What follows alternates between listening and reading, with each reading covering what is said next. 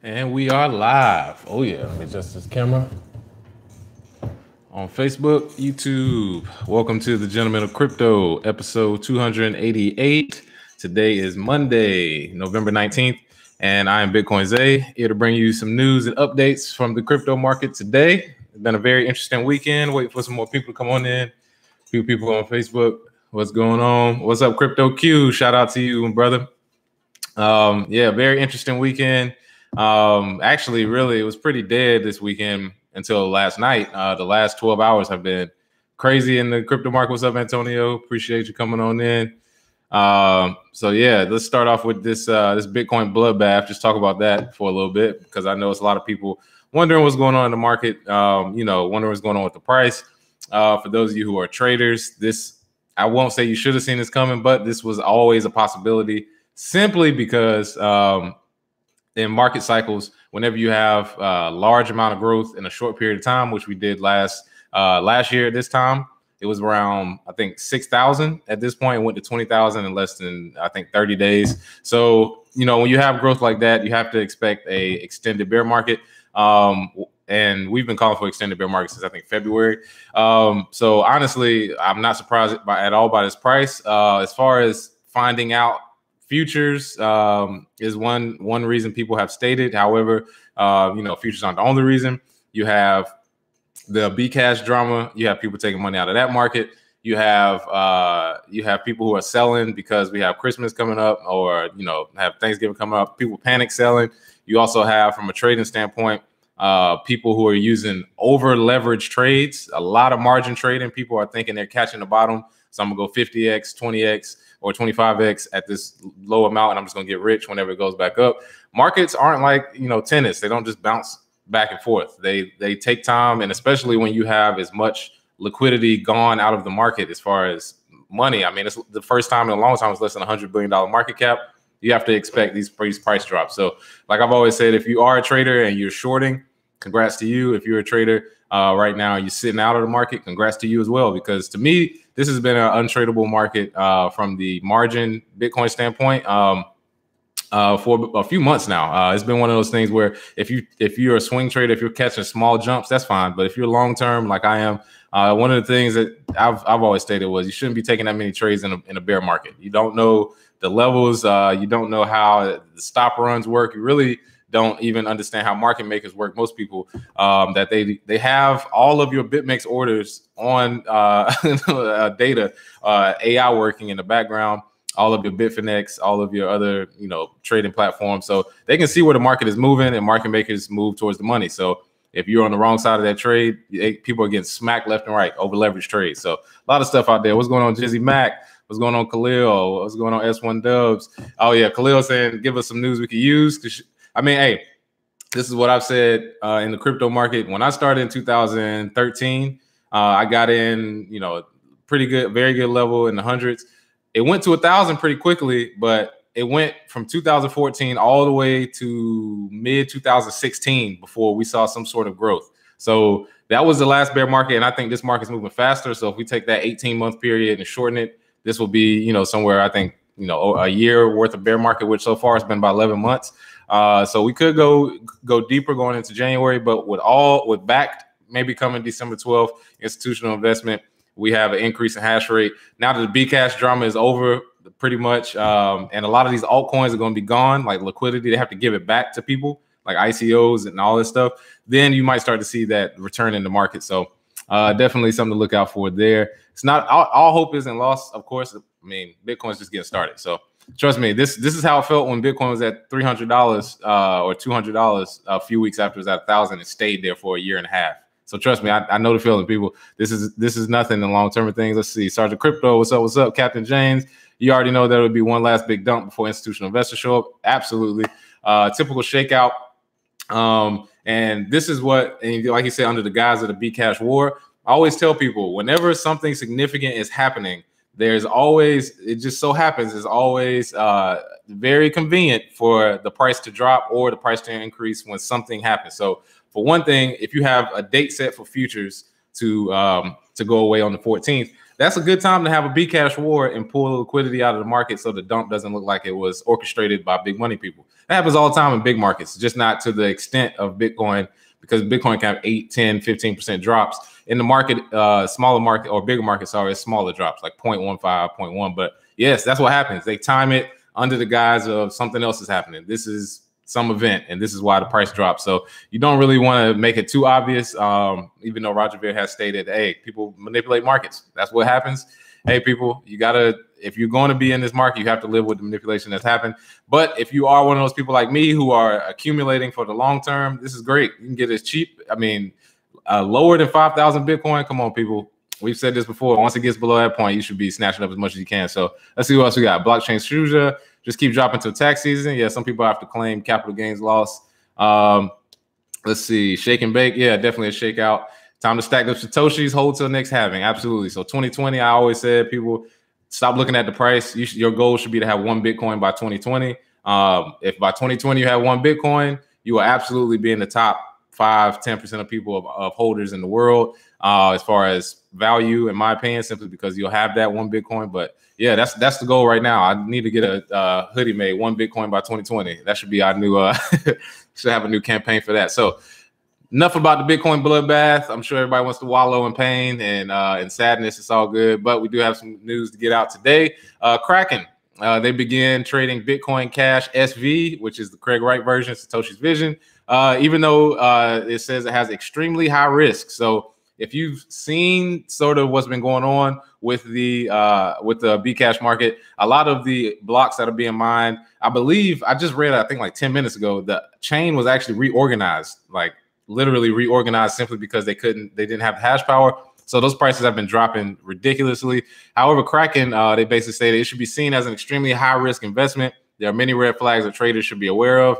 I've heard of people who couldn't move their Bcash, people that was unable to move it in a certain amount of time, fees being exorbitant. Who knows what's going on? I wouldn't touch it with a 10-foot pole right now. But it says custodial losses taken on due to attacks originating from N-Chain or its affiliates will be socialized among all BSV holders on Kraken. So, hey, one bad apple spoils the bunch. Everybody's got to pay. Given the volatile state of the network and threats that have been made, Kraken cannot guarantee perfect custody of BSV. So they're basically telling you if you lose your money, it's your fault. So, hey, if you want to use Kraken's exchange with BSV, that's on you. However, honestly, this whole split has been short of a shit show. So, over time, we'll look back on this and laugh. Sort of like last August, we laughed at that Bcash war and then Segwit 2X. It's not even a non-starter. This will be the same thing. So definitely good for Kraken to put that notice out there so people aren't caught off guard, because I don't know about anybody else, but I've been in the market and it's still confusing to look at the ticker for Bcash SV /USDC or /B.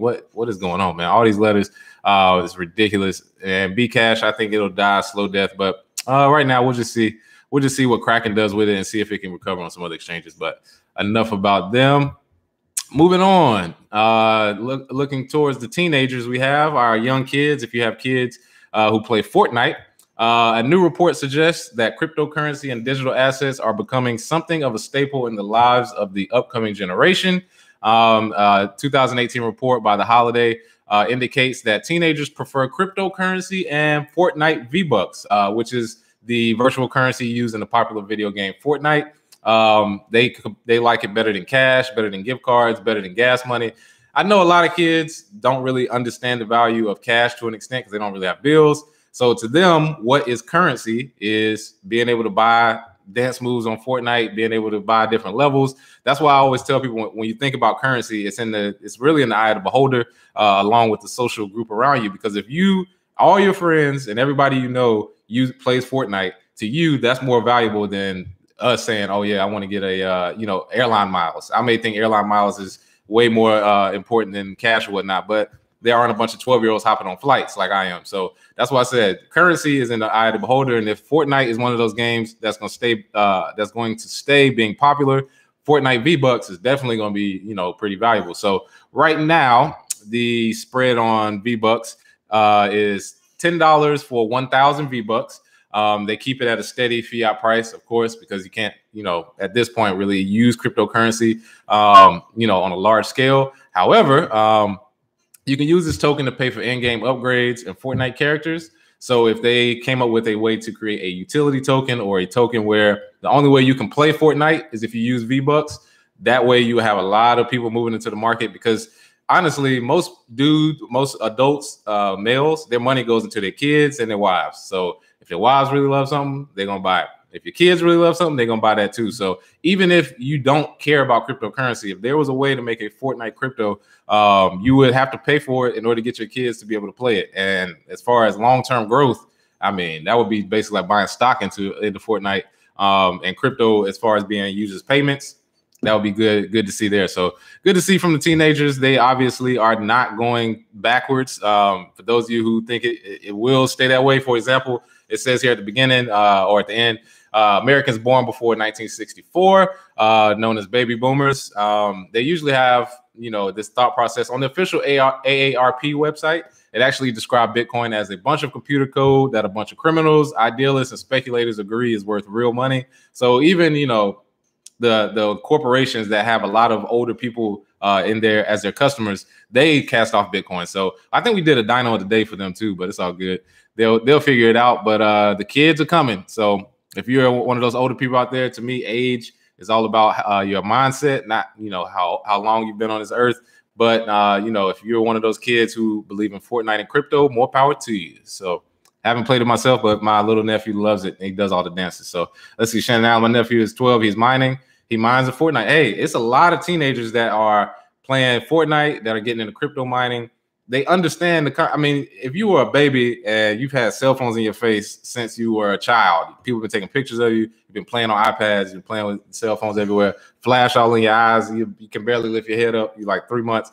You only grow up thinking everything is in that cell phone or in that computer. So you show them something on there like, oh yeah, this is money. You move it like this, press send. And it goes to this person. They pick up on that. They know how to copy and paste with one finger. I still see old people using two hands to try. Young people are way past that. So definitely good to see there. Let's see. Children will always inherit our revolution. Yep. That's why we want to definitely get that 1 Bitcoin by 2020. Old people are scared easy. Yeah, like I said, old mindset. People who are stuck in their ways, old mindset definitely. But let's see, 21 trillion in debt from Captain James. Yeah, that debt it's in the eye of the beholder. Some people who are in the money market believe in debt. Me personally, who do we have to pay? Who's going to come take it from us? That's what I always say. If there's somebody, a bully can get knocked out, absolutely. But there's no reason for the bully to get knocked out if the person that's giving them the money is willingly giving it away to them. So we're going to always be in debt. We're a debt-based system. As a matter of fact, our economy wouldn't work without debt. So when people say we're 21 trillion in debt, good, make it 100 trillion, because that's how our economy works. And if we're going to, change the way, currency works long term, we need to inflate the debt so it can pop. Everybody can get back to reality and realize, most of this stuff is just fugazi, like your boy off Wolf of Wall Street. It's just, that's literally what that debt is. So Q4 play. It's funny how they quickly call crypto a currency for criminals, as if there were no criminals before crypto. Absolutely, we talk about it all the time. There have been criminals around way before crypto. Let's see. Shannon Allen, it's about the army, like how Haiti pays France. Yeah. But exactly, they keep France from coming. They're not gonna come get that money. So at that point, it's like, well, we just have to keep paying them. So that's basically what debt is for us now. So moving into this last story, unfortunately, people, like we said, the journalists have left along with the liquidity in the market. So definitely scrambling around for stories, but definitely want to get this out to you. U.S. Rep Ron Paul this weekend actually put out a survey on Twitter. He actually stated that if you were to receive $10,000 and you had to keep it in this form for a decade, what would you hold it in? Would it be Federal Reserve notes? Would it be gold? Would it be Bitcoin? Or would it be U.S. 10-year Treasury bonds? And after 94,000 votes, 50% of people said Bitcoin. So Ron Paul's crowd is probably more privy to cryptocurrency simply because he accepts it as a donation for his campaign. However, this is indictment on the fact that people don't even trust. Federal Reserve notes got 2%. U.S. 10-year Treasury bonds got 11%. People really don't believe in the government issue currency. And gold, I can see why I got a lot of votes at 37%, simply because gold has been around, a lot of gold bugs. It is hard money, so to say, not as efficient as Bitcoin. However, if you want to store value, meaning you can store it somewhere and use it later to trade, gold is definitely still up there for some people. So this is crazy to see, simply because he did an identical survey December 5th, 2017, and Bitcoin received just 4% more than the US dollar. So the increase in people wanting to have Bitcoin is coming. I mean, we have Twitter bots. We got people who, can vote multiple times maybe. However, this is a good indictment on how big the Bitcoin market is getting. So, and I wanted to shout out Crypto Man Ran. He kind of ran a similar one. His wasn't as big, but he was just kind of just playing around with it, saying, would you rather have Bitcoin, XRP, Bcash, SV, or American Airline miles? And a bunch of people voted XRP. So, I mean, this is one of those things where if you love Ripple, then that poll was for you. Shout out Crypto Man Ran. So let's see. We got some more on here. Q4 play. The only reason most people like myself don't like debt is because we want to live our lives measured against a credit score. Yeah, I mean, I know people who do everything for a credit score. And I was like, you realize that credit score is in place simply to put you back more in debt. So if that's what you're striving for, congratulations. But me, I'm trying to pay everything cash at some point. Let's see. Land with freshwater source, gold, silver, and Bitcoin. That'd be my choice too. Malik Howard, what's going on, brother? John Siebert, creditor that can print currency from nothing is bound to be responsible. The narrative is always the debtor is the irresponsible side. Always. They always blame it on us. It's sort of like my little brother. Me and my other brother used to always have a joke. No matter what happens, it's his fault. We just blame it on him because he's too small to fight back. So that's literally what they do to us. They always say, hey, it's a problem. It's their fault. They can't fight back. They don't have enough lawyers. They don't have enough time. They don't have enough money.